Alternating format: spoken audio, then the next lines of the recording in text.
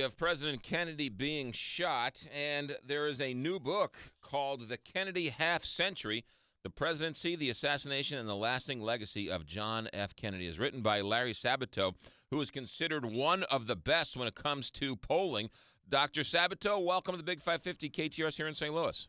Thank you so much for having me. Your point in the Kennedy half century is that his reach is long, and even though he died 50 years ago, he's influenced the last 50 years?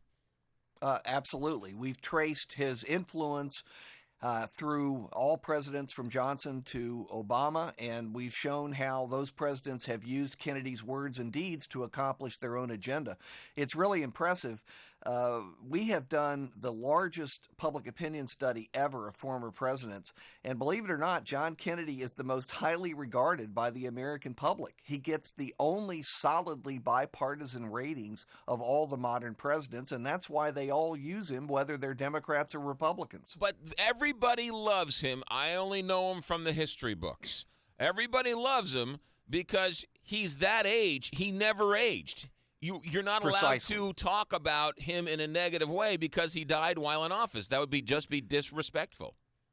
That's a big part of it. He was the youngest president ever elected at age 43 and the youngest president to die at age 46. And you're obviously too young to remember or to have lived through the assassination. I remember it well, and millions of Americans still do. It was so traumatic. It was one of those flashbulb moments where you will always remember where you were, what you were doing, who you were talking to when you heard the news, and the national sorrow and guilt about it, having the president so brutally murdered right in front of his wife and with a young family he would never see grow up. All of these things, I think, had an impact. Larry Sabato, the book is called The Kennedy Half Century. How successful, take away all of the spin, if you will, how successful was his 3.5 years as president?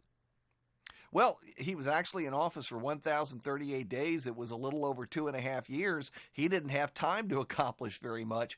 It was the unfulfilled promise that really made John Kennedy what he is today. And some people may say, well, that's not very significant. What matters is how the American public in a representative democracy interprets a president's legacy, and they see Kennedy as being very significant. What's interesting is that Republicans will tell you that if Kennedy were alive today, he would be a Republican. He was a conservative Democrat. There's no question about it. He was a fiscal conservative. He was very concerned about budget-busting measures. He was extraordinarily cautious about new programs. He would never have done some of the things that Lyndon Johnson engineered in Kennedy's name thereafter. And by the way, having spent 5 years on this book, it's a 600-page book. We cover pretty much everything. I'm convinced that Kennedy would not have come anywhere close to the 535,000 troops that Lyndon Johnson committed to Vietnam. So we would have had a very different history in the 60s and beyond had Kennedy lived. He was also the pro-life, pro-choice question wouldn't have been appropriate because that was before Roe versus Wade, right? Exactly. It wasn't even an issue back then. Right. Nobody really talked about it. What about the Grand and the Great Society? Would that have been enacted? Many people say because of the assassination that was able to be pushed through by Lyndon Johnson. That is absolutely correct. I have a long piece about that in the Kennedy half century. Essentially, John Kennedy would have won re-election in all likelihood. He would have run against Barry Goldwater just as Lyndon Johnson did. But I think he would have won by, 54-46, 55-45. Johnson got 61% of the vote, and he brought in with him an enormous number of Democrats into both houses of Congress. That's what produced the Great Society, along with Lyndon Johnson's grandiose ideas about government. Larry Sabato, the book is called The Kennedy Half Century. As a historian, as a politico, as somebody who reads these polls and watches polls every day, how hard was it to scrape away the 50 years of spin and try and get at the actual facts of all this?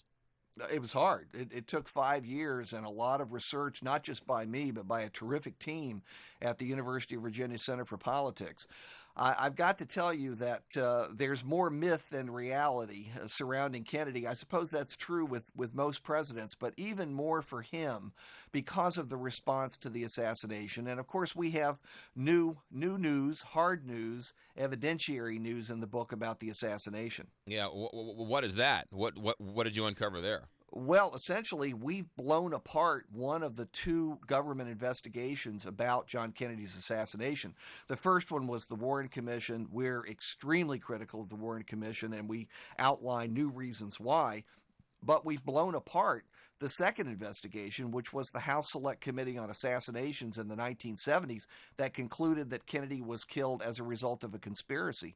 We've done new scientific analysis on the audio tapes from November 22nd at the police headquarters that the committee used to conclude there was a conspiracy.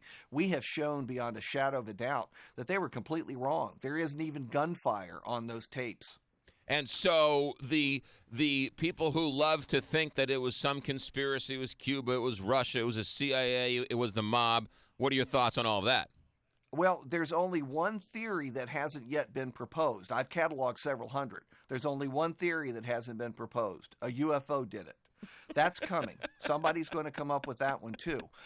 Look, Lee Harvey Oswald was a very strange individual. I would not rule out the possibility he was encouraged to undertake this, and it's pretty clear that he was under a close scrutiny by a number of government agencies, which they didn't admit at the time. Having said that, in my mind, there's no question that Lee Harvey Oswald fired the 3 shots that killed President Kennedy and wounded severely Governor Connally. I think that's very clear. There could have been somebody else involved, but after all this time, we've not come up with the hard evidence suggesting who that person was. Larry Sabato, the book is The Kennedy Half Century, the Presidency, the Assassination, and the Lasting Legacy of John Kennedy. I was in Dallas 2 years ago. I had already visited Dealey Plaza, and I'd visited the book depository, and I was in Dallas for a Big 12 championship game. And we were taking a cab out to the game, and I was on my phone, and my buddy nudges me, and he goes, "Look up."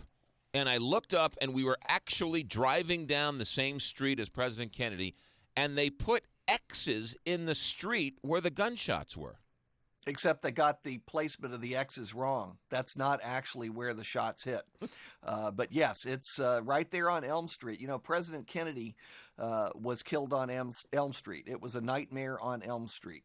Wow. Larry Sabato, I can't wait to devour the book. The book is The Kennedy Half Century, the Presidency, the Assassination, and the Lasting Legacy of John F. Kennedy. Larry Sabato, great work. Thanks for stopping by. I really appreciate the attention to the Kennedy Half Century. There you go. Larry Sabato with us. Have a good day. 7:58 here on the Big 550 KTO.